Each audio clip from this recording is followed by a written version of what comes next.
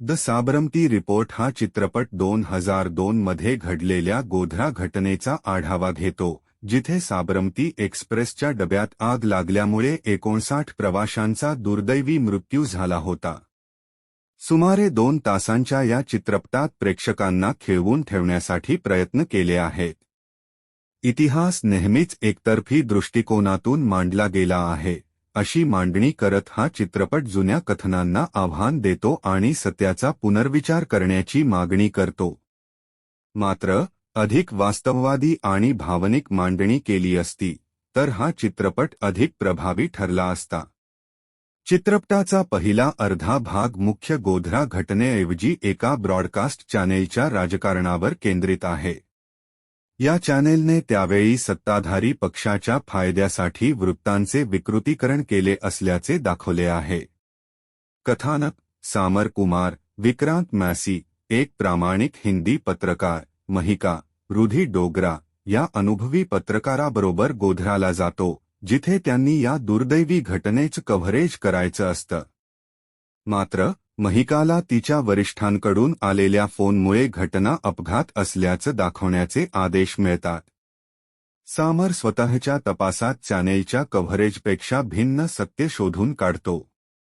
जेव्हा तो याविषयी आपल्या वरिष्ठांशी बोलतो तेव्हा त्याला नोकरीवरून काढून टाकलं जातं. बेरोजगारी आणि निराशेमुळे तो मद्यपानाकडे वळतो. घटनेच्या 5व्या वर्धापनदिनी अमृता गिल, राशी खन्ना या निर्मात्याला केसचा पुनरावलोकन करण्यासाठी पाठवले जाते. अमृता सामरकडे मदत मागते आणि ते मिळून घटनेचं खरं सत्य प्रेक्षकांसमोर आणतात. अभिनय विक्रांत मॅसीने सामर कुमारच्या व्यक्तिरेखेला खरीपणाची धार दिली आहे. एका प्रामाणिक पत्रकाराचा संघर्ष तो उत्तम प्रकारे दाखवतो.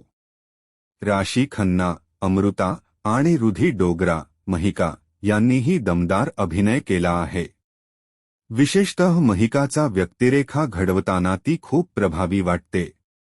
तिच्या पात्रात एक उद्धटपणा आणि सत्तेची हाव दिसते. दोष चित्रपटाच्या संशोधनात काही त्रुटी आहेत. 2002 साली ऑब व्हॅन्सचा वापर होत असतानाही पत्रकारांचे दिल्लीपर्यंत प्रवास करून व्हिडिओ टेप्स पोहोचवण्याचे दाखवणे वास्तववादी वाटत नाही. तसेच महिकाचे पात्र थोडेसे अतिशयोक्तिपूर्ण वाटते, जे प्रेक्षकांनी समजून घ्यावे. निष्कर्ष द साबरमती रिपोर्ट एकीकडे गोध्रा घटनेच्या परिणामांवर प्रकाश टाकतो, तर दुसरीकडे त्याच्या सिनेमॅटिक ट्रीटमेंटमुळे तो कधीकधी व्यावसायिक ड्रामासारखा वाटतो. चित्रपट माहितीपूर्ण असला तरी त्याच्या चित्रपटीय मांडणीतून त्याचा वास्तववादीपणा थोडासा कमी होतो. अंतिम निर्णय 5 पैकी 2. तर मित्रांनो, हा होता द साबरमती रिपोर्टचा रिव्ह्यू. तुम्हाला हा रिव्ह्यू कसा वाटला हे कमेंट बॉक्समध्ये नक्की सांगा. आवडल्यास लाईक आणि सबस्क्राईब करायला विसरू नका.